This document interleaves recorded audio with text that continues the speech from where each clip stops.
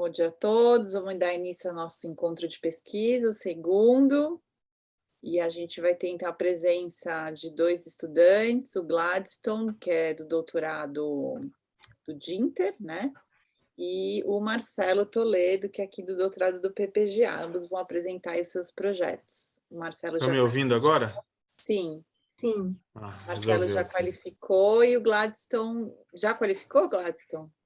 Não, ainda não. Tá aí, tá no caminho. Marcelo, se quiser compartilhar com a gente. Marcelo, começa? Tá.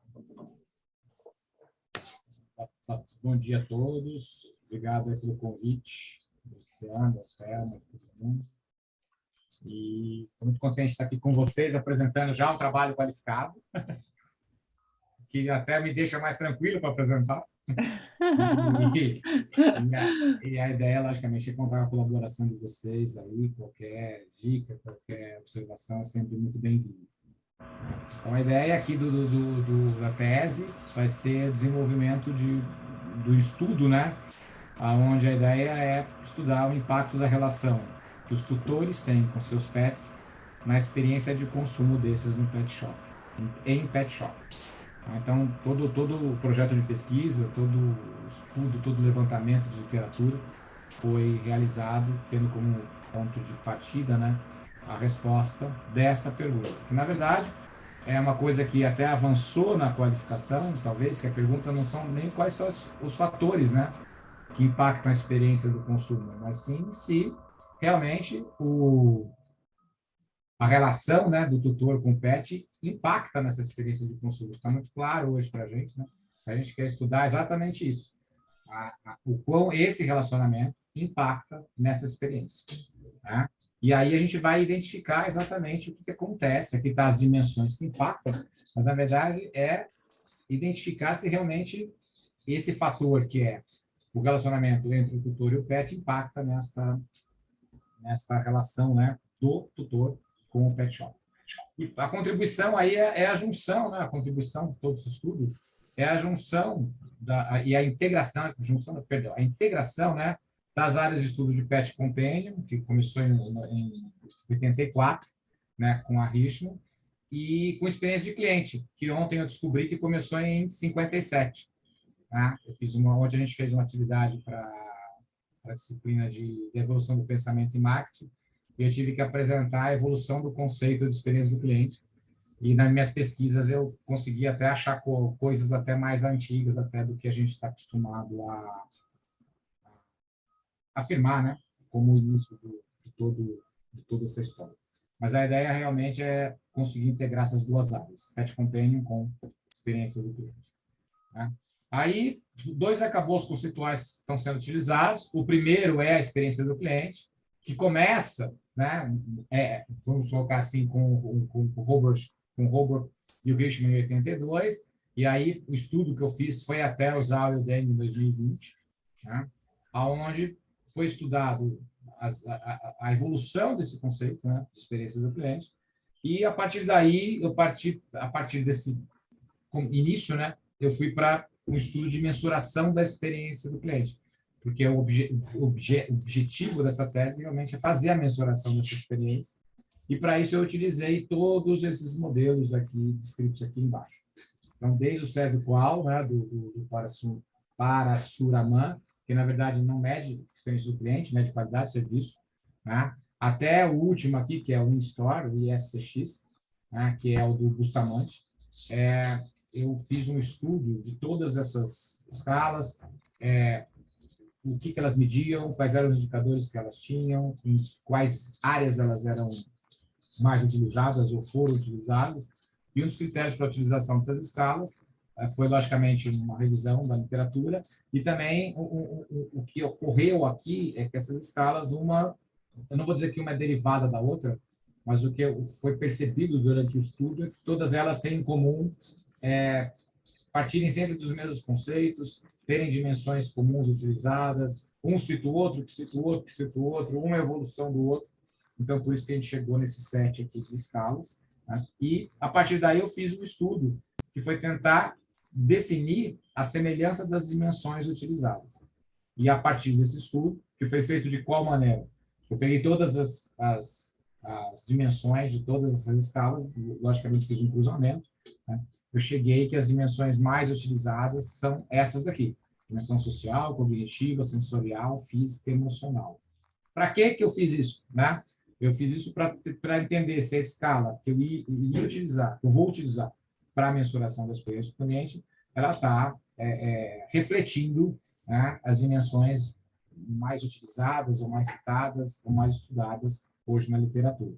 Até para não sair para uma escala que talvez trabalhe com dimensões não tão utilizadas, que poderia me causar problema mais para frente. A partir daí, do fechamento desse arcabouço conceitual, eu fui para a segunda parte, né, que é aqui, né, que foi cadê? Aqui o arcabouço. Aí eu fui para a relação do tutor e pet.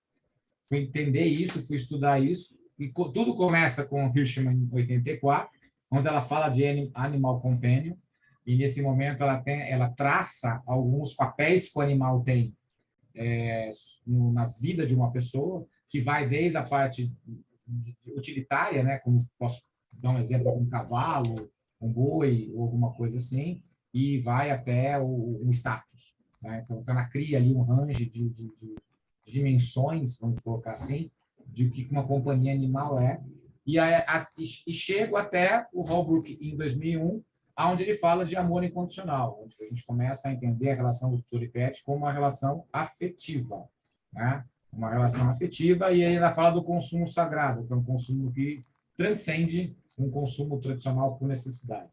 Então, a gente repara que em 84 a gente começa a falar da função do animal, de alguma forma, e a gente chega em 2001 discutindo amor e consumo sagrado por esses animais. E qual é a ligação que existe entre, né, a relação entre tutor e pet e a experiência de consumo, né? E aí eu também fui atrás disso e percebi que a hora que você fala de amor incondicional, você está falando de sentimento, né?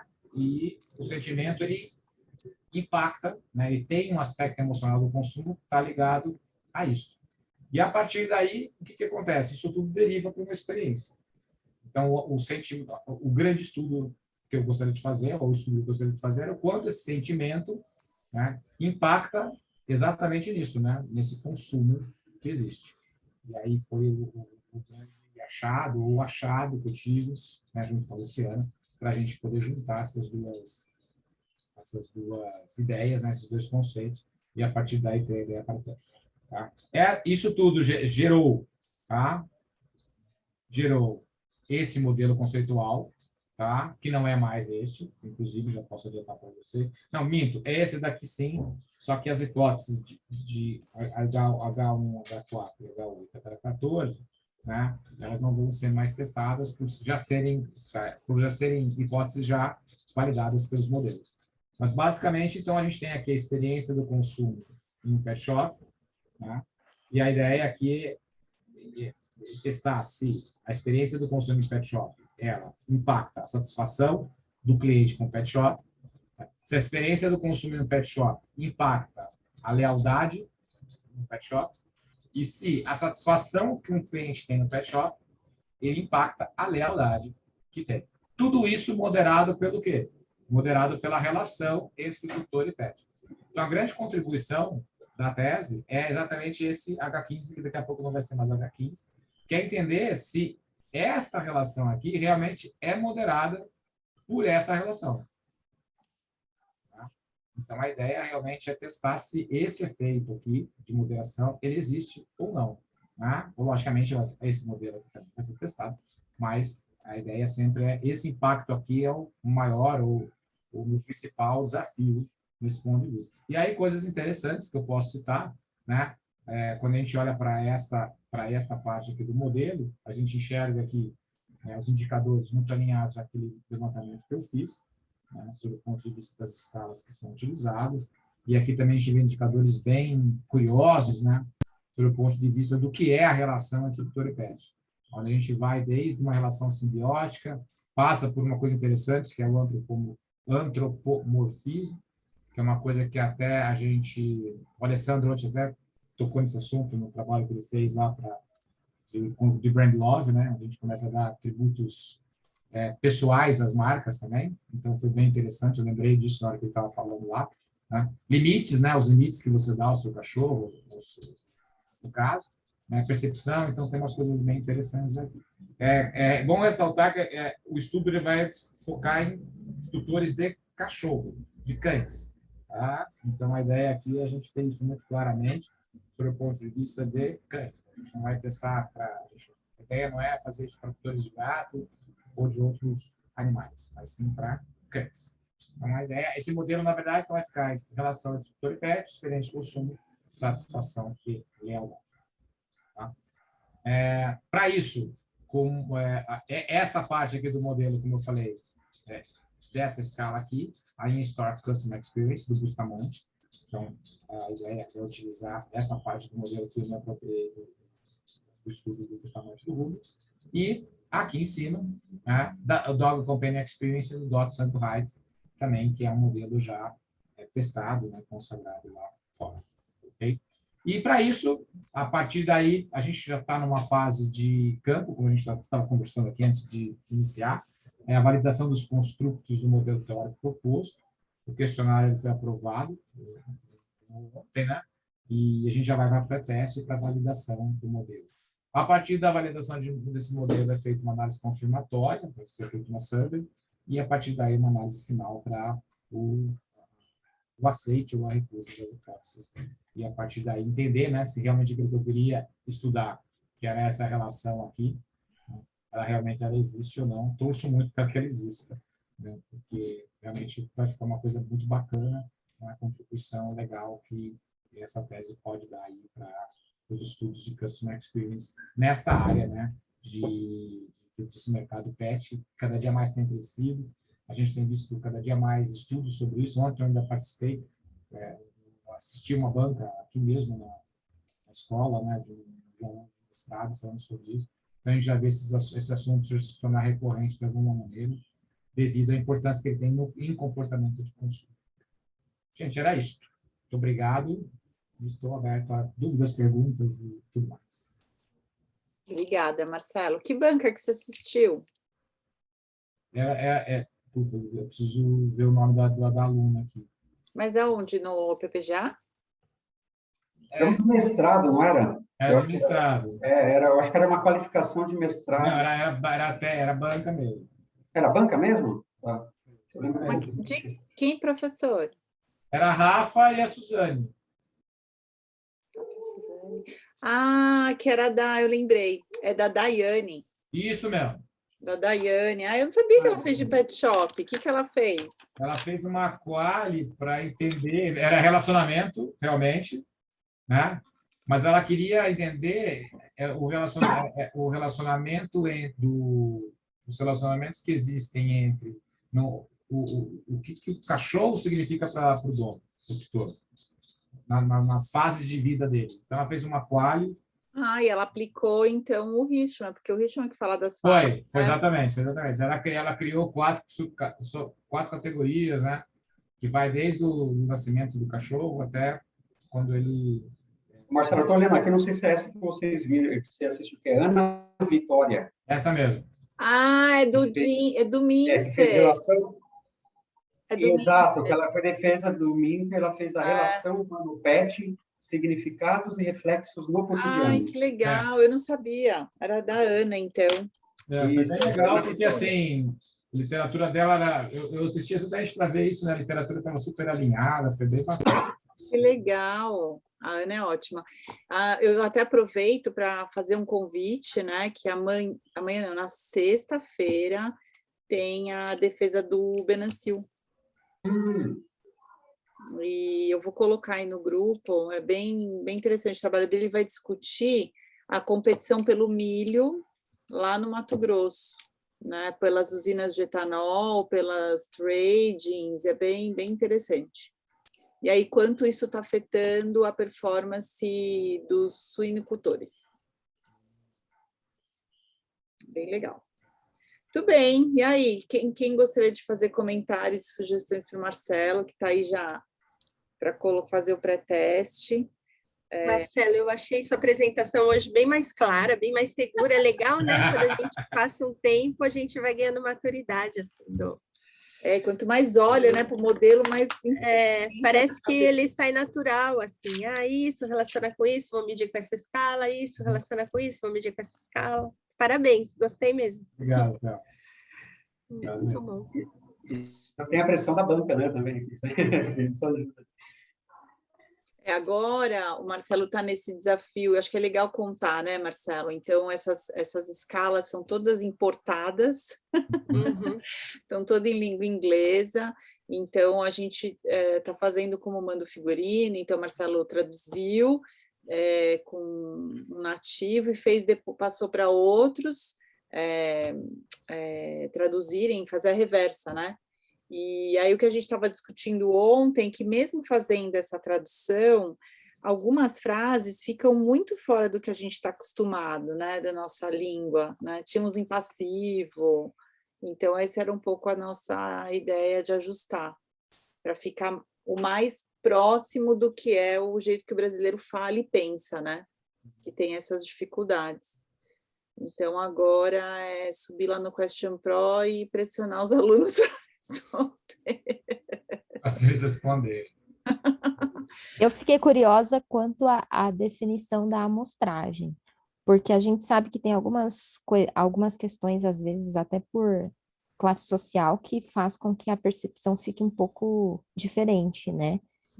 Especialmente quando fala em satisfação, lealdade ao pet shop.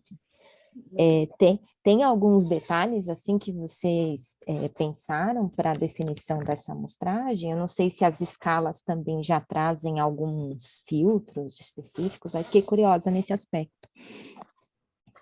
Na verdade, aqui, Gina, a amostragem, a gente tem dois filtros muito claros. Né? Que você tem um cachorro e você usar regularmente os serviços de um pet shop.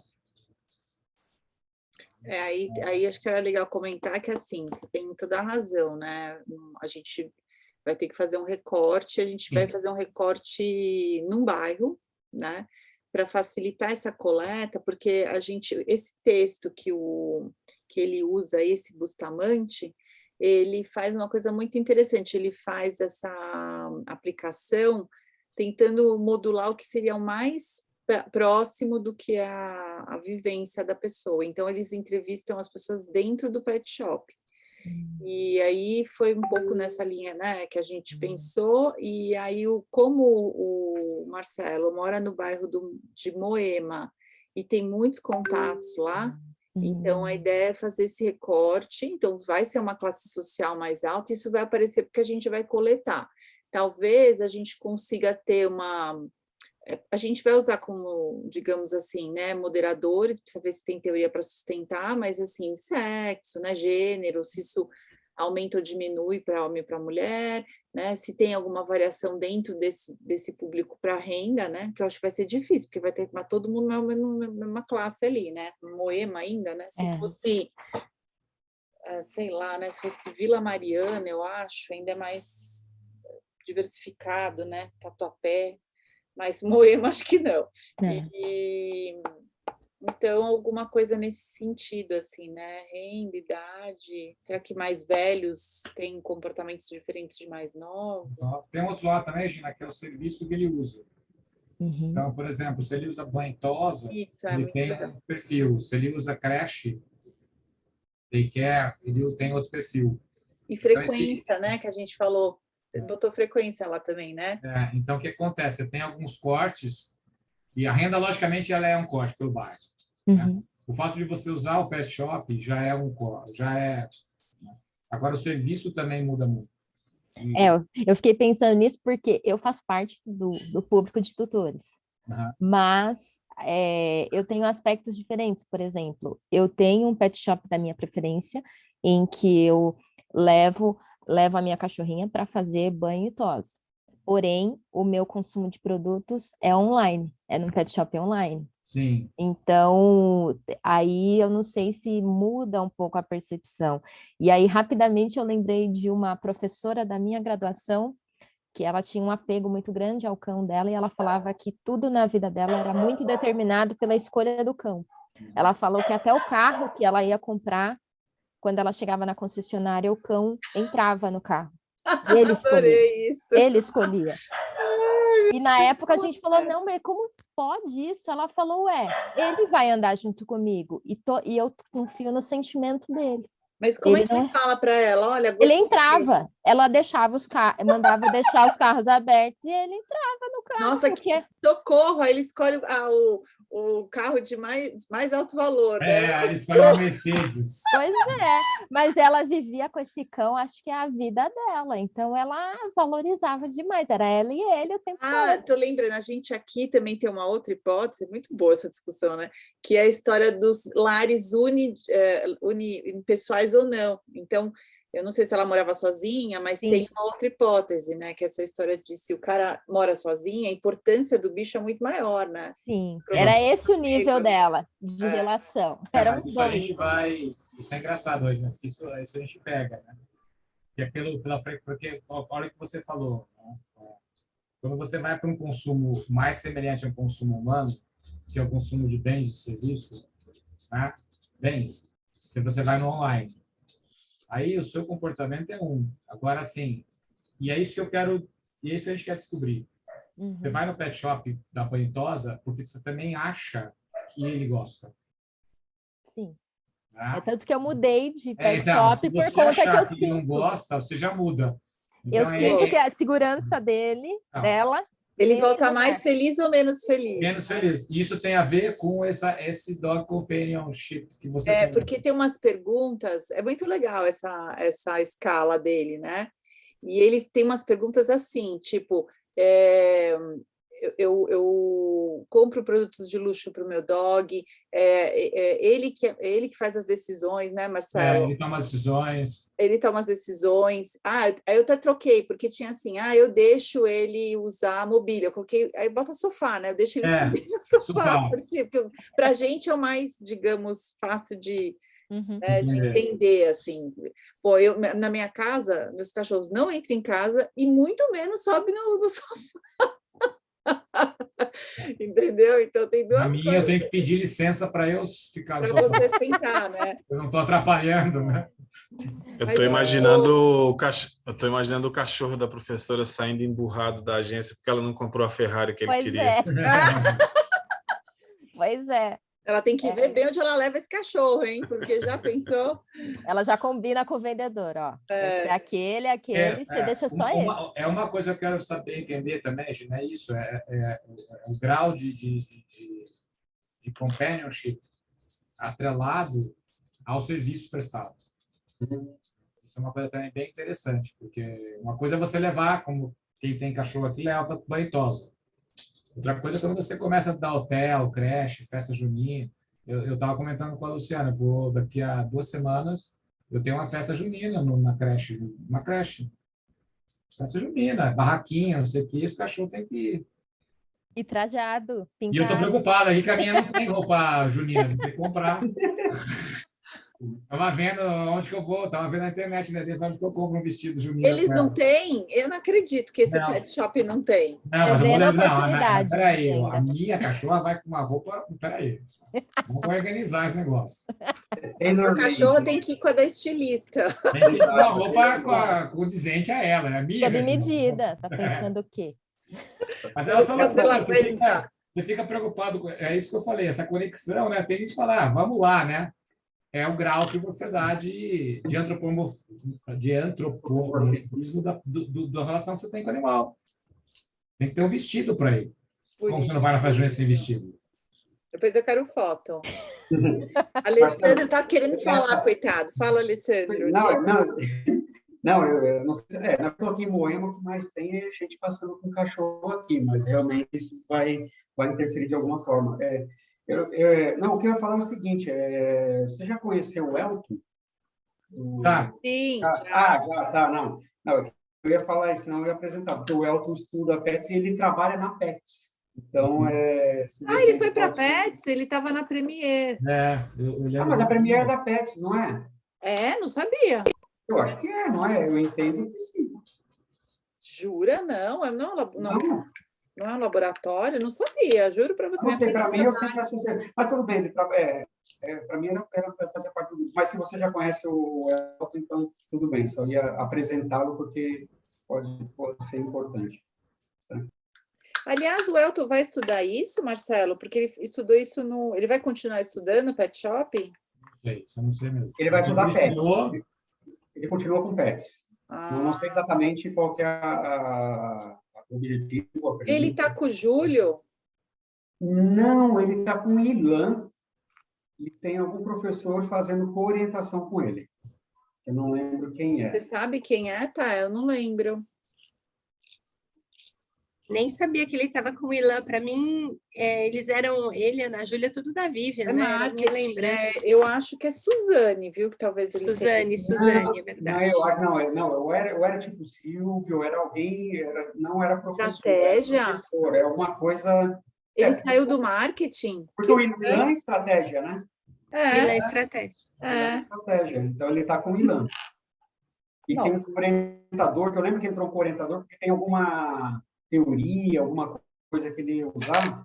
Ai, meu Deus, é teoria do uso do hábito, agora eu não lembro como que chama. Tem uma... Esqueci, mas que é uma específica que eu acho que o Silvio que trabalha, por isso que estava orientando. Então, Legal. Por isso tem um orientador.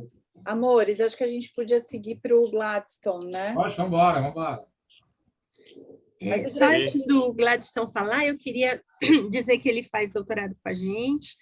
Ele está no DINTER, ele mora no Mato Grosso, né? Porque em Cuiabá, e ele está estudando exportação nessa região. Essa versão ainda é a introdução do trabalho dele, porque a revisão teórica ele tem que montar agora até novembro, que em novembro ele tem que entregar a versão de qualificação e a gente vai ter a banca de qualificação. Legal. Então, o que vocês vão ver aqui é uma explicação do que ele está planejando fazer da pesquisa, mais a introdução do trabalho, e não a parte da revisão teórica e metodologia mais detalhada. Ok? Então, Gladstone, muito obrigada por ter aceito o nosso convite. Ideia das suas amigas queridas, Silvina e Elaine. Agradeço a elas. E a gente, então, tem de 15 a 20 minutos para você falar, tá bom? Ok, professora, obrigado pelo convite. Depois eu vou agradecer a Silvina e a Elaine, elas vão ver. Eu vou abrir aqui a apresentação, então. Enquanto isso, a pergunta da Regina para o Marcelo me fez lembrar da relação dos índios com o cachorro. E para vocês, eu acho que não é muito conhecido isso, né? E, peraí, deixa eu colocar aqui, esqueci de...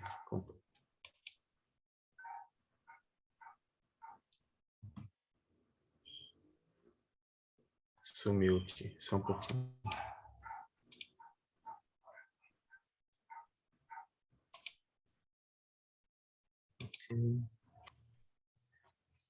Ok.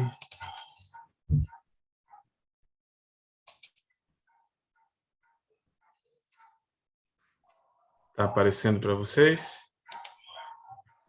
Tá sim. Sim. Então, só para terminar, eu estava lembrando da relação dos índios com os cachorros, que tem uma ligação muito próxima, muito mais próxima do que os mais aficionados, não, os mais apaixonados por pet, mas não é essa relação que impacta no consumo, por exemplo. Eu morei numa cidade aqui no Mato Grosso chamada Nova Chavantina, que tinham 7 aldeias indígenas em volta. Então é índio todo dia na cidade, o tempo inteiro, principalmente nos bancos, pegando dinheiro. E assim, você não pode deixar o cachorro na rua, some. Some, e foi o índio que levou, e a gente já sabe, não adianta ir atrás. Eu mesmo tive um que foi levado. Mas a relação é outra com eles, ela é espiritual, né? Eles acreditam em algumas coisas. Tá? Eu acho que nem é uma pesquisa que seria interessante para a gente, né? Porque não vai impactar em consumo e tal, mas para antropologia deve ser bem legal. Aliás, deve ter, né? Bastante pesquisa. O que eles fazem com os cachorros? Desculpa a minha leiguice.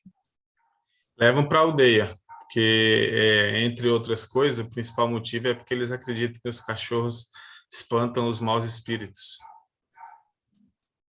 Mas daí Então, eles ficam com os cachorros de todo mundo lá? de quem eles puderem levar, eles levam, e a aldeia cheia de cachorros, eles tratam muito, muito bem assim, no sentido de não deixar faltar comida. Não tem esse negócio de ficar dando banho, fazendo tosa, nada disso. É igual moleque de rua, mas bem cuidado, bem assim, com carinho, não maltratam, né? Só não come o resto, só, né? Não tem ração para cachorro, não. É uma relação de proteção, né? Eles É uma protegem a relação. aldeia.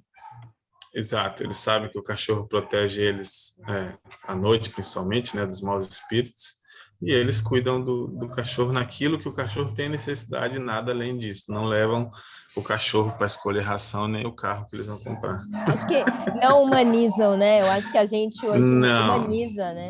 Eles não. Na verdade, exato. é circular. No fundo, o cachorro faz aquela coisa do consumo do que sobrou, muitas vezes, né? Então, E assim, é muito engraçado, eu ficava reparando nisso às vezes, quando eles estavam na cidade, que eles têm assim uma relação com o cachorro que parece que um olha para o outro e sabe o que está pensando. Né? Ou ele dá um toque na cabeça do cachorro, ou com o calcanhar, normalmente eles dão um toque com o calcanhar, o cachorro sabe o que tem que fazer. E não tem nada de adestramento, essas coisas, é bem e legal. alma, a gente está muito longe, né, desse conhecimento. É, exato. Enfim, vamos lá. Então, o meu estudo tem como tema a internacionalização de micro e pequenas empresas exportadoras do Mato Grosso, como a professora adiantou, né? E a análise de seus aspectos mercadológicos e estratégicos, ou seja, analisa a tomada de decisão estratégica, utilizando as teorias do exploitation exploration e a relação dessas teorias com os aspectos mercadológicos e o desempenho da exportação. Bom, apresentado, está meio lento aqui para mim, pronto, foi. A minha internet está bem ruim, eu não sei se é a internet, se é o computador, então está meio rateando. Até deixei o celular ligado aqui de socorro se precisar. Plano B. Bom, aí eu vou contextualizar um pouco aqui sobre as micro e pequenas empresas e também no estado do Mato Grosso para chegar na pesquisa, na tese em si. Então, segundo dados do SEBRAE, em 2017, e são os últimos dados que tem, não encontramos dados mais novos. Eu estava conversando ontem com o pessoal do SEBRAE, isso daí parou um pouco por conta da pandemia também, e porque eram mesmo os últimos trabalhos, eles estão voltando agora. Eles também, apesar de serem a expertise da microempresa no Brasil, eles têm muita dificuldade de encontrar os dados, porque a maior parte das exportações de micro e pequenas empresas são feitas por trades. Então, esses volumes entram no volume das grandes exportadoras, mas, na realidade, né, tem muito ali da micro e pequena. Talvez eu vou conseguir alguns dados de dentro lá do SEBRAE Nacional, a partir desses contatos, e aí, para a tese, talvez eu traga aí dados mais atualizados e mais realísticos, né, que eles vão tentar cruzar com o Ministério da Fazenda, Ministério da Indústria e Comércio, enfim. Bom, hoje o que nós temos? Que o Brasil, em 2017, tinha 8.863 micro e pequenas empresas, dessas 44% microempresas e 66% pequenas empresas. Desse total, 40,8% são micro e pequenas empresas, e desses 40%, 17% são micro e 23% são pequenas empresas. E o restante são 30% são médias empresas, 24% grandes empresas. E aí essa conta não fecha em 100%, tem aqui mais dois grupos que entram também nessa lista, que são 1,8% de empresas consideradas especiais pelo FUNSEX, que são micro e pequenas empresas, porém que exportam mais do que o volume que seria classificado para micro e pequenas empresas. E 3% que são empresas sem classificação, que não é possível fazer a classificação. As micro e pequenas empresas exportadoras estão concentradas mais na região sudeste, numa série de 2009 a 2017, de 85, entre 85% e 90% mais ou menos, se localizavam em 5 estados, ou seja, de 85 a 97 a 90% estão só nesses 5 estados, que são São Paulo, Rio Grande do Sul, Minas Gerais, Santa Catarina e Paraná, e os outros 15 a 10% no restante do país. Com destaque aí para o estado de São Paulo, que sozinho tem 44% das micro e pequenas empresas. Divididas pelo setor de atividade, 6,9% estão na construção civil, 45,5% no comércio, 41,4% em serviços, aí faltou corrigir o Ctrl+C, Ctrl+V, para manter o padrão, então, na realidade, é serviços, né? Aqui o correto seria serviços, né? E 6,9% das demais setores. Entre os produtos a pauta de exportação ela é bem variada. Entre os produtos mais exportados estão os vestuários para mulheres e meninas, em segundo, calçados e suas partes e componentes, principalmente ali na região sul, Rio Grande do Sul. Na sequência vem pedras preciosas ou semi-preciosas trabalhadas, aqui o Centro-Oeste participa bastante. Móveis e suas partes, exceto médicos cirúrgicos, e produtos de perfumaria, tocador e preparações cosméticas. Todos dados do SEBRAE. Em 2017, exportações agora no estado de Mato Grosso. O estado exportou 14,7 bilhões de dólares, tendo como destino 140 países, e os principais destinos foram China, com 4,7 bilhões, Países Baixos, com 927 milhões, o Irã, com 902 milhões, a Tailândia, com 862 milhões, e a Espanha, com 745 milhões, aqui destinos das exportações de micro e pequenas empresas. Em 2018, o estado de Mato Grosso possuía 71 micro e pequenas empresas exportadoras, né? Exportou 32 milhões e meio de dólares, empregava 751 pessoas e tinha 95,8% do total de estabelecimentos industriais em 2020, de acordo com a CNI. Desses 95,8%, 74,7% eram microempresas de até 9 empregados, 21% de pequenas empresas de 10 a 49 empregados. 40% dos empregados das micro e pequenas empresas exportadoras estavam na indústria, sendo 14,4% de microempresas e 25,6% de pequenas empresas. Bom, as micro e pequenas empresas elas são mais intensivas, né, em mão de obra do que as médias e grandes empresas, contratam mais por faturamento, por exemplo. Então, se espera que o aumento das exportações colabore para o aumento da renda e da riqueza local, principalmente pela geração de mais empregos, por serem micro e pequenas empresas. A exigência da mão de obra ela não exige tanta qualificação, né? Aceita menos qualificação e colaboraria principalmente na faixa de renda de 1 a 3 salários mínimos. Bom, isso posto, se definiu como problema de pesquisa como o exploitation e o exploration influenciam nos aspectos mercadológicos e no desempenho de exportação das micro e pequenas empresas exportadoras do estado de Mato Grosso. Então, essas vão ser as duas lentes teóricas que serão utilizadas. O exploitation, a teoria do exploitation diz que prevalecem as atividades como refinamento, eficiência, implementação e apresenta processos de aprendizado baseado em experiência, ou seja, aqui tem bastante o aspecto do empreendedorismo, da inovação, da flexibilidade, né, para poder entrar em novos mercados, a facilidade de se adaptar às situações.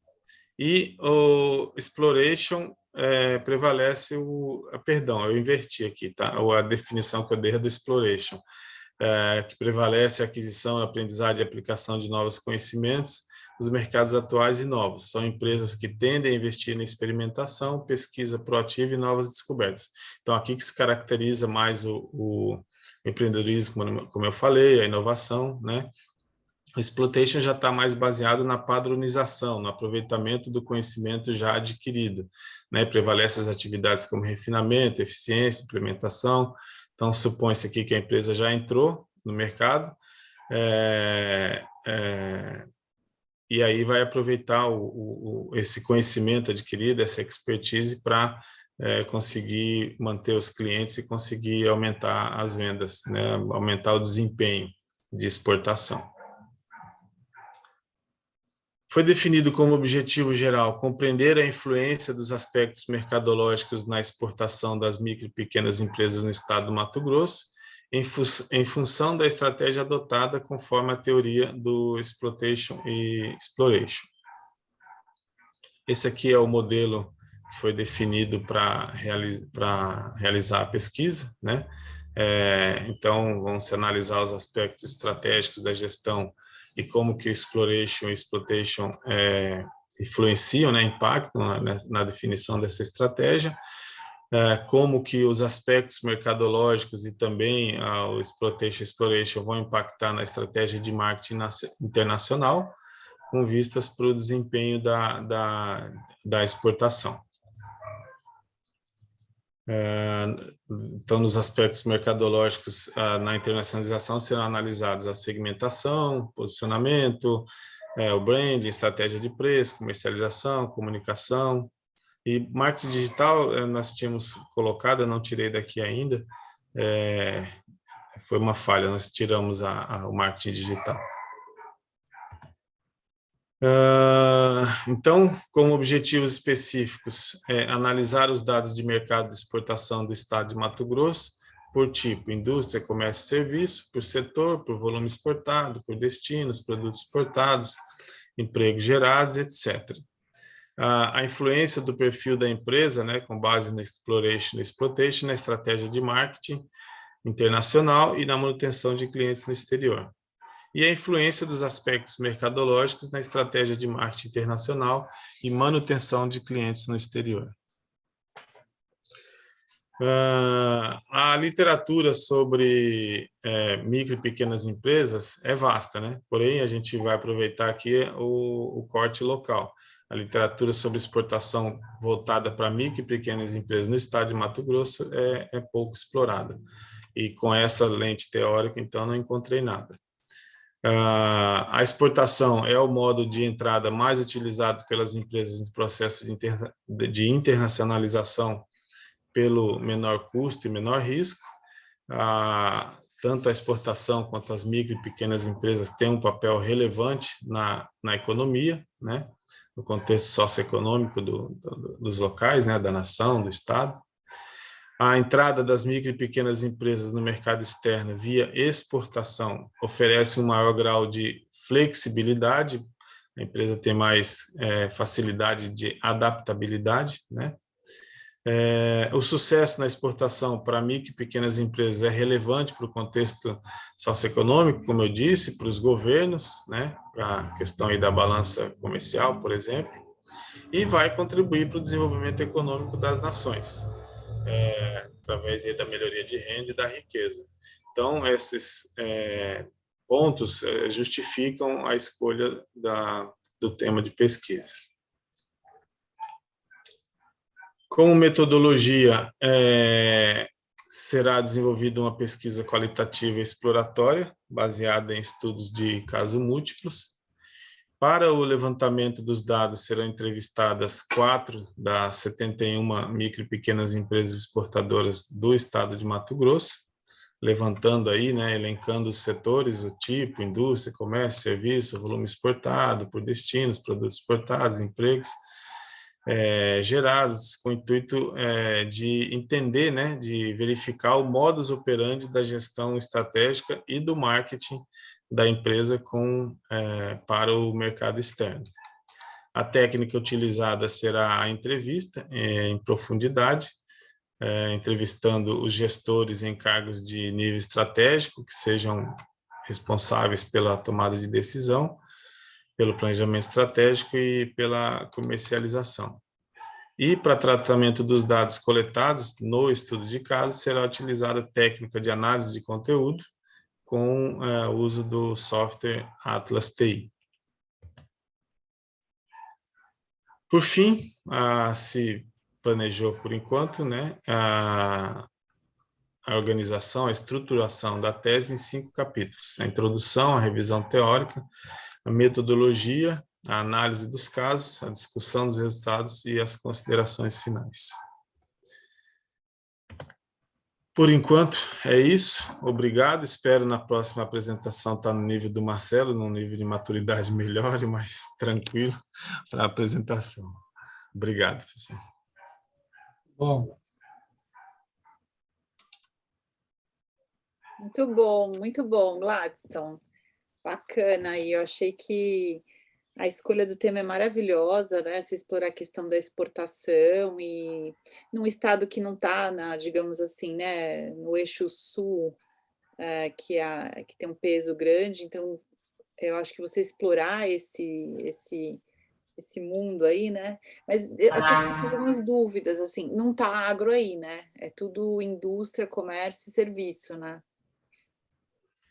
Não, provavelmente vai entrar alguma coisa quando eu já fiz alguma pesquisa em relação a isso quando eu fiz a minha especialização em agronegócio, em gestão do agronegócio, e o que eu lembro que eu vi de agro de exportação eram principalmente madeiras, né? E aí eu lembro que tinham algumas pequenas empresas. Tá. Mas assim, em commodities, por exemplo, não tem uma industrialização das commodities aqui ainda. Tem algum potencial para exportação. Entre as poucas empresas que eu já conheci, tem uma que está no meu radar aqui, que é na exportação de parte de panificação, ou seja, indústria também. Acho que a região ali de Rondonópolis vai ter alguma coisa de manufatura, de vestuário, de moda praia, essas coisas. Foi um pouco assim que eu vi, sem fazer a pesquisa realmente, apenas conversando com outras pessoas que foram me dando dicas. Mas o agro, eu acho que se entrar vai ser talvez nas madeiras. Perfeito, não entendi. E Gladstone, quando vocês pensarem em fazer o estudos de casos, por que vocês escolheram 4? Porque vai ser 2 exploitation e 2 exploration? É isso, essa a ideia? Ou não? Não, é principalmente por causa por ser estudo de caso, né? Então, não dá para fazer muitos estudos e pela dificuldade mesmo que vai ser de encontrar essas empresas, né? Acho que como... Sabe Pode que eu falar. queria discutir com você? Pega lá, abre o seu negócio e mostra os teus objetivos, que acho que é um bom ponto de partida.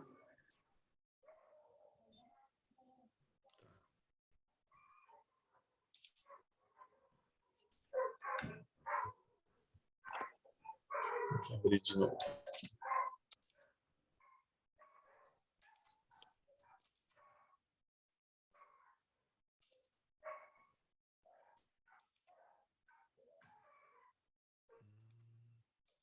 Os objetivos? Vai lá nos seus objetivos. Então tá. Esse analisar é muito mais uma ideia de você construir um panorama, que eu acho bacana, porque quando a gente organiza, né, o que já tem, mesmo que sejam materiais contextuais, relatórios, é uma contribuição, né? Acho bacana. Agora, vamos para os 2, que acho que é onde está a sua tese aí, né? e que é a influência do perfil da empresa na estratégia de marketing internacional e manutenção de clientes no exterior. Então, eu queria saber na prática como é que vai ser isso, né? Então, quando você fala influência do perfil, teoricamente você vai ter que já identificar esse perfil, né? Dessas 4 aí, né? E depois, como é que você imagina fazer essa relação entre o exploration com a estratégia de marketing e a manutenção de clientes, né? E aí, por fim, esse último, né? Que você fala, bom, a influência dos aspectos mercadológicos, que eu estou entendendo que seriam os 4 Ps, né? Quer dizer, e está repetindo, tá vendo? A manutenção de clientes e manutenção de clientes, tá? No primeiro e no segundo. Em suma, eu acho que você vai ter que fazer algumas escolhas, porque tem muita coisa para você avaliar, entendeu? Então, pensando assim, né, na hora de coletar esses dados, como é que você imagina coletar? Né, um passo a passo, assim. Isso que eu queria te ouvir. Eu penso que eu vou ter que me aprofundar mais na teoria do exploitation, do exploration, principalmente conseguindo, né, terminando aqui a fase das disciplinas, aí podendo me dedicar mais à pesquisa, à leitura dos artigos, verificar como é que foram feitas esses levantamentos por estudos anteriores, pegar talvez algum modelo de questionário que já foi realizado, para identificar como é que a empresa entrou no mercado, né? Quais foram os seus... qual foi a sua estratégia adotada e como que isso se encaixa no exploitation e no exploration. De antemão, se for ter hipótese no trabalho, imagino que a maior parte entrou utilizando o exploration.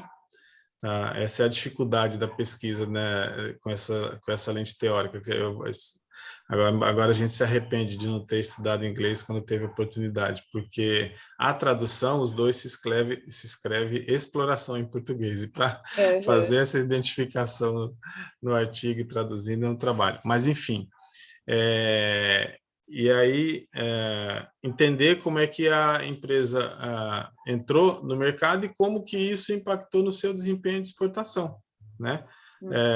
E a gente vai identificar que empresas que você entrou com uma utilizaram... outra palavra, né? Você entrou com desempenho, porque é interessante isso, né? Quer dizer, quanto mais a gente vai... Por isso que eu te fiz essa pergunta, entendeu, Gladstone? Porque... no fim das contas, no fim do dia, o que é que você quer provar? Onde você quer chegar com isso? Entendeu? Então, me parece que começando por uma discussão de objetivo, né, talvez ajude você a pensar onde você quer chegar.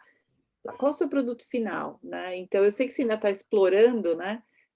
Mas é umas provocações aí para você pensar. Que eu imagino que quando você trouxe esse tema, você já tinha suas próprias hipóteses, né? E que eu imagino também que você provavelmente queria chegar em alguma coisa, né? Queria, com isso, gerar alguma contribuição para aqueles que estão nesse mercado, trazendo um conhecimento novo. E agora, conhecendo a literatura, obviamente, adicionar. Então, você não precisa responder isso para mim agora, mas eu acho que é uma coisa que você precisa pensar um pouco melhor. Não, mas eu acho que responder é um bom exercício para mim, porque aí vocês também já podem ir colaborando comigo. Então, era né? Inclusive, foi do primeiro papo que eu tive com a professora Thelma, né, que é a minha orientadora. Analisando aqui, conhecendo o Estado como eu conheço, a exportação de micro e pequenas empresas ela é muito incipiente, praticamente não existe comparado com outros estados. E aí, conhecendo também o benefício da exportação e o potencial que o Estado tem para exportar, eu acho que o resultado dessa tese é fornecer, trazer informações que podem ser utilizadas depois por órgãos governamentais, instituições de fomento ao desenvolvimento de micro e pequenas empresas, como o SEBRAE, por exemplo, para promover, né, a exportação de micro e pequenas empresas. O Estado ele tem coisas, características próprias do estado, né? Aqueles produtos que têm, digamos, uma regionalidade, uma característica própria, que são produtos únicos, que podem ser exportados. Então, a contribuição principal do meu trabalho, que eu penso, seria essa. Eu tinha até a pretensão de, quem sabe, virar um livro, mas agora eu vejo que está um pouco mais distante, quem sabe mais para frente, né? Mesmo que fosse só utilizado por aqui, como eu consegui no mestrado. Eu acho um bom desafio, né? Mas você tem que imaginar, assim, o que vai ter dentro desse livro, né? O que vai ser a grande contribuição prática? Você fala muito de uma contribuição prática, que eu acho que é um norte maravilhoso, né? E agora, de posse dessas teorias, acho que é sempre importante a gente fazer aquela pergunta que para uma tese cabe muito bem, né? Você vai partir de que discussão teórica para evoluir o que sobre ela, né? Então, até a gente estava na banca da Liliane e fica essa pergunta: qual é a sua tese? O que você quer provar com isso, né? Em função da literatura que você levantou. Eu não conheço essa literatura para fazer grandes, para poder ajudar, né?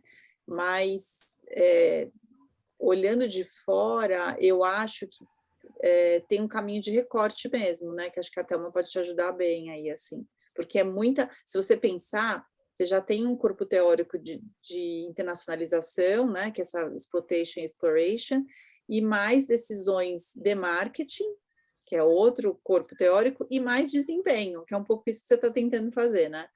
Então, talvez dar uma olhada aí nesses vários parâmetros. Mas encerrei por aqui, vou passar a palavra aí para os outros. Parabéns.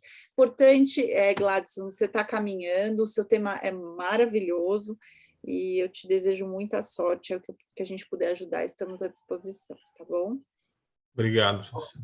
Posso contribuir um pouquinho? Você podia voltar de novo lá nos objetivos, só para uma sugestão também minha?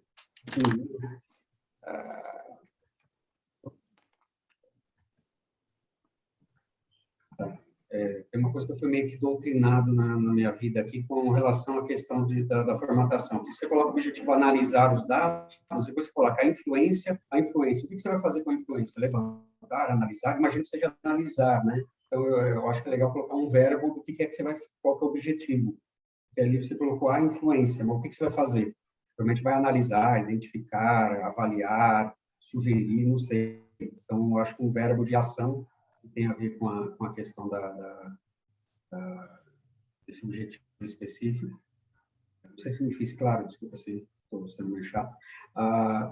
E outra coisa, a professora Luciana tinha perguntado para você por que 4, né? E essa é uma demanda, um questionamento que a banca vai te fazer, né, quando chegar o momento.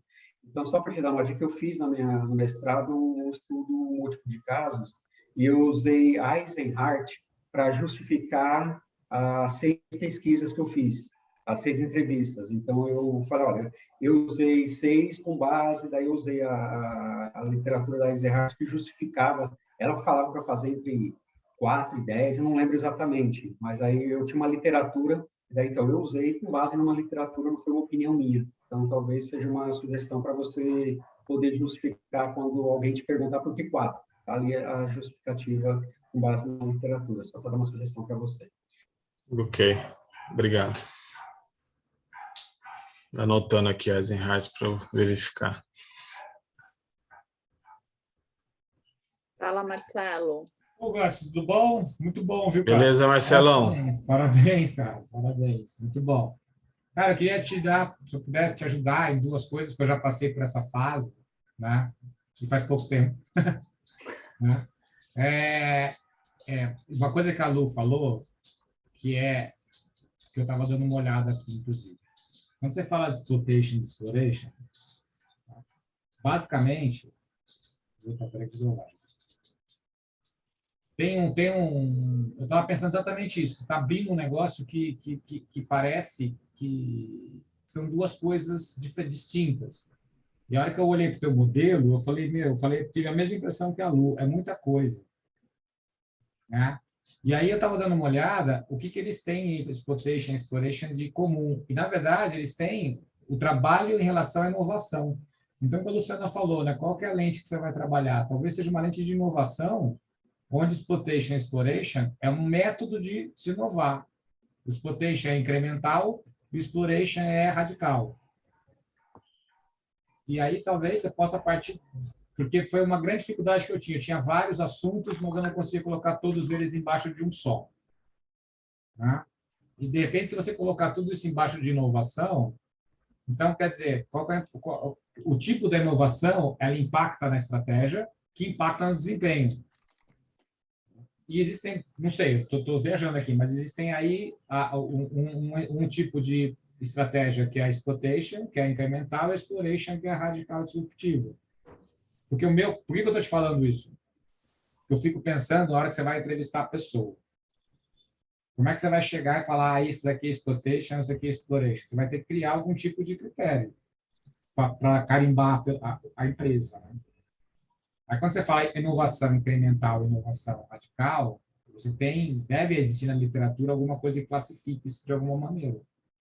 Fica mais fácil para você, sob o ponto de vista, de entender o que está acontecendo. Não sei se eu me fiz claro. Não, entendi. Né?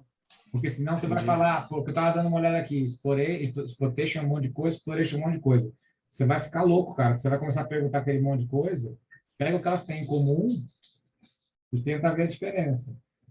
Não sei, eu acho que eu estou indo para o caminho que eu fui. Eu falei, eu tenho que achar um caminho que eu consiga clusterizar as coisas de uma maneira mais clara para mim.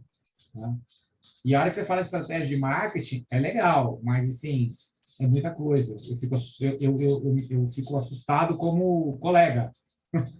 Eu falo, Jesus do céu, se alguém me falasse para eu fazer isso aí, eu ia me jogar aqui de cima. Né? Por quê? Porque é muita coisa. Como é que eu vou falar? Como é que eu vou fazer essa análise? Então, de repente, você tem uma coisa muito clara. Olha, o que é isto, né? Quando a gente fala... Você pode voltar lá no seu modelo? Só um minuto. Por favor. Aqui, ó. É muito aspecto. A minha opinião, né? É muito aspecto para mim. É o que a Lu falou. É natural. A gente quer abraçar o mundo. Eu queria fazer uma escala para descobrir o sentido da vida. Aí a Luciana me colocou em outro lugar. Né? Então, assim, é natural. Que não dá, cara. Eu acho difícil. Porque segmentação você vai entrar numa literatura. Posicionamento você vai entrar em outra literatura. Brand você vai entrar em outra literatura. Aí, cara, você vai ficar louco. Pegando um gancho aí que eu acho interessante, quando você começou a falar, eu lembrei muito da Apex, né? A gente, quando estava lá no Secafé, a gente usava muito a Apex para chegar nos mercados, tem inclusive uma estratégia que eles usam para ir para as feiras e se escolhe os mercados, né? Você faz todo um planejamento estratégico para falar, bom, porque não tem recurso para ir em tudo, né? Então você tem que escolher quais os mercados-alvos que você vai, aí você usa uma série de critérios, crescimento do mercado, potencial, um monte de coisa. E por que eu estou falando isso? Porque uma das dores desses, e vão pequenos, né? Principalmente pequenos, e aí eu estou falando de gente que vai exportar café solúvel, já com valor agregado, né? Então você vai para a feira para mostrar esse teu café solúvel ou teu café torrado, etc. E aí, o que acontecia? Eles têm várias dores, né, desses exportadores, mas muitas está muito ligado à questão logística, né? Então, como que eu faço chegar meu produto lá, porque tem questões portuárias, tem questões de barreiras, né? Então, eu não sei, daí se seria o caso de você talvez até fixar em um desses. É uma das coisas que você pode usar um critério, né? Falar assim, bom, no mercado do Mato Grosso se destaca o exportador esse setor, né? E estudar esse setor porque ele tem uma representatividade grande, o que mostra, de certa forma, que está indo bem, né? Então, ele já abriu porteiras aí. E talvez olhar como que essa inovação versus um desses itens, né? Quer dizer, como é que eles estão inovando em logística, como é que eles estão inovando em comunicação, né? Porque talvez seja esse um caminho para tanto retornar a essa literatura, né? E quanto para quem está querendo vencer essas barreiras e saber como é que é para né? Aí fiquei, não sei, pode ser talvez um caminho. Pode ser inovação em um pedaço, né, Lu? Porque sem dúvida o tema gira em torno da inovação, né? Mas inovação em quê, né? Porque se for em tudo, Isso. vai... Senão também é tudo, né? É. E aí, Rê, você quer colaborar com algum comentário?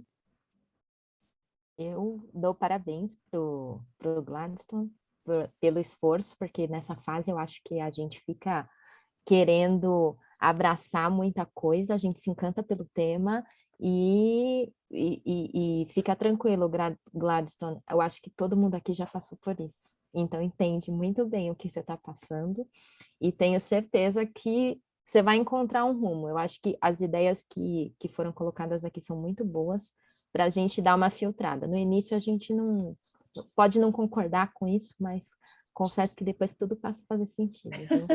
Torço para você. É isso aí, tem que dar esse ânimo, né? Claro. Todo mundo já passou por isso e sabe que é não assim é mesmo. fácil, não é fácil. Eu acabei de vir, Gladstone, de uma qualificação e, putz, o menino fez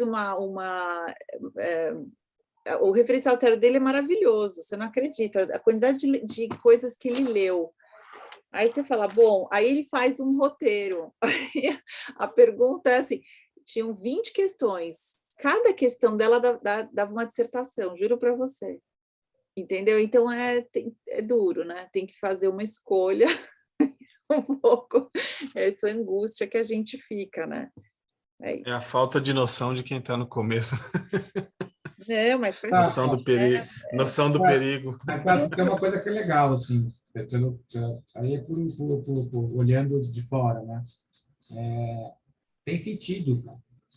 É só uma questão de indicar, né? De colocar o navio para o rumo certo. Dar uma limpada. Não é aquela coisa que você olha e fala que o cara tá louco. Né? Ou não tem mínimo sentido, tem pé na cabeça. É só uma questão de direcionar e de enxugar. Que é natural isso. Você pegar, eu estou falando por experiência própria, se eu pego meu material no primeiro ano, doutorado no segundo, era um negócio que eu queria estudar a terra. Aí eu falo, não, você precisa estudar um tijolo. Né? Então, é legal. Então, o que a Lu falou, é inovação, beleza. O quê? Qual? Onde? São os cortes só para que você tenha uma coisa legal. Que é legal para caramba, Eu acho, Gladstone, que a dica de hoje, acho que assim, todos os comentários foram muito ricos, está tudo anotado aqui comigo, e também peço que você anote aí e já vá pensando em como assimilá-los no trabalho. Mas eu acho que quando eles trazem que é melhor trabalhar com a palavra inovação, na verdade, pensando lentes de inovação, que eu acho que é até interessante esse termo, lentes de inovação, se é mais incremental ou se é mais radical, que o exploration é uma inovação radical, exploitation, e a outra é o oposto, incremental e radical. Eu acho que eles estão tirando o seu trabalho da área de estratégia e colocando o seu trabalho na área de inovação. Mas que isso não é ruim, porque, na verdade, eu acho que você tem dois caminhos. Você fala muito em tomada de decisão, né? Você fala, porque eu queria ver como é a tomada de decisão, tal. Se é uma decisão mais exploration, mas eu acho que esse tipo de inovação mais incremental ou radical, ela é um recorte, até para você chegar nesses entrevistados e tentar caminhar, entendendo melhor como eles trabalham, né? Acho que pode ser um jeito de você dividir exploration associado à inovação. Então, eu acho que é interessante. O que mudaria no seu modelo é que onde está escrito estratégia de gestão seria tipo de inovação, exploration, mais radical, menos radical. Aí, onde está escrito estratégia de marketing internacional, mudaria para um pedaço. Na verdade, eu acho que essa ideia de um pedaço não é ruim, acho que é boa. Por exemplo, você tinha colocado marketing digital, você tinha colocado bastante coisa relacionada ao canal, né? Como é que ele faz o produto chegar lá. E hoje você trouxe uma informação super relevante, que eles fazem tudo via trade. Então, assim, como é que está esse relacionamento com essa trade na época do digital? Então, o quanto que eles estão fazendo esse relacionamento, que seria essa caixinha do meio, tá? Eu estou ainda na caixinha do meio, estou trocando estratégia de marketing internacional, que é muito amplo, para algo bem pontual, o relacionamento com o canal. E aí, esse canal, como é que é feito? A logística, a comunicação, acho que fechando em logística e comunicação como ideias iniciais, é interessante, assim, como é que eles se relacionam com a trade, o que eles fazem nesse relacionamento, o que pode ser feito diferente, o que pode ser feito melhor, o que pode se inovar no relacionamento com a trade, na comunicação, na logística, e isso tudo impactando no desempenho. Acho que desempenho não dá para mudar muito, porque é o resultado, né? Quanto exportou e foi melhor, foi pior, ou coisas assim. Então, acho que são 2 recortes interessantes, trocar o estratégia de gestão por tipo de inovação e trocar o estratégia de marketing por 2 coisas só, logística e comunicação, ou algo que você escolha estudar. E aí, fala você agora, o que você achou de tudo isso? Eu achei que eu tenho que assistir a gravação de novo depois e pensar bem sobre isso, porque realmente bagunçou um pouco, né? Para mim estava aquilo que eu falei, talvez é a falta de noção do perigo de quem está começando. Eu tinha entendido bem a relação, que o que eu queria buscar aqui era a relação entre o perfil da empresa, né, de atuar mais como exploration ou como exploitation. Eu não tinha pensado tanto nessa questão de inovação radical ou incremental, mas mais na utilização das capabilities, né, por exemplo, da empresa, do que ela já tem, de como é, ou seja, entender como foi que ela entrou, como é que ela começou a exportação. E aí, como que isso impactou na estratégia de gestão, que consequentemente a estratégia de gestão vai impactar na estratégia de marketing, e essa influência dos aspectos mercadológicos na estratégia de marketing, na realidade está aí como uma setinha, né, impactando nela, mas na realidade está dentro, né? Enfim, então estava entendido dessa forma. Agora vou ouvir com calma, assistir de novo, encaixar isso aí na cabeça e lógico que tem que ser considerado, né? Você não é obrigado a mudar, mas você é obrigado a consolidar muito bem as justificativas. Pega o exemplo do Marcelo. O Marcelo não teve que fazer uma coisa recortada de cara. Ele teve que conseguir provar para a banca que aquele triangulinho que ele está estudando faz sentido, que é a lealdade, satisfação e tal, e o que ele está contribuindo é trazendo a flechinha de cima, que é o PET, né, o relacionamento com o PET. É isso que você precisa. Na verdade, eu acho que o mais importante agora é ler coisas e montar boas justificativas, porque é o que a banca vai querer. Hoje foi um ensaio da banca. A banca é isso, gente. No fundo, são 5 pessoas dando palpite e você tem que ter justificativas muito claras das suas escolhas. E, por exemplo, vamos supor que você fale, não, mas eu quero ver estratégia de marketing internacional. Daí você tem que mostrar para a gente como é que você vai levantar esses dados de forma factível e como você vai organizar e interpretar, você entendeu? Porque esse é sempre o desafio, né? Uhum. Então, uma coisa que a gente também recomenda, né, Té? O ir a campo para explorar é sempre muito legal, assim, você conversar com o exportador, não sei se você já teve essa oportunidade, é como se você fosse fazer pegar suas hipóteses que você tem, né, que você tem lá na sua cabeça já, né, e sentar lá e ter um papo, né, com essas pessoas, e às vezes elas esclarecem muito, de repente isso que você está achando que é relevante não é tão relevante assim, entendeu? E aí você fala, putz, é só um pedaço disso que faz mais sentido nesse mundo real, né, deles, e que então vale a pena, de repente, eu ter um foco, né? Porque a gente está sempre olhando de fora, né, na tentativa de explicar, de ajudar, então, às vezes, entrar nesse universo com 1 ou 2 também ajuda você a desenhar melhor essas justificativas que até falou aí, você está mais preparado e saber para onde você vai, né? Muito bom. Fique tranquilo que vai dar certo, Gladstone. No final dá E tudo o certo. fato da gente, acho que ter essa oportunidade aqui para você é um grande diferencial. Falo por experiência. Isso Sim. aconteceu na minha banca de mestrado, sabe? Na banca, na qualificação, aconteceu isso. Eu mostrei um lindo modelo que para mim estava perfeito. E aí chegou lá e eles falaram, então, sabe esse modelo? Você vai estudar só essa caixinha aqui, não todas essas que você está dizendo. E eu saí de lá arrasada.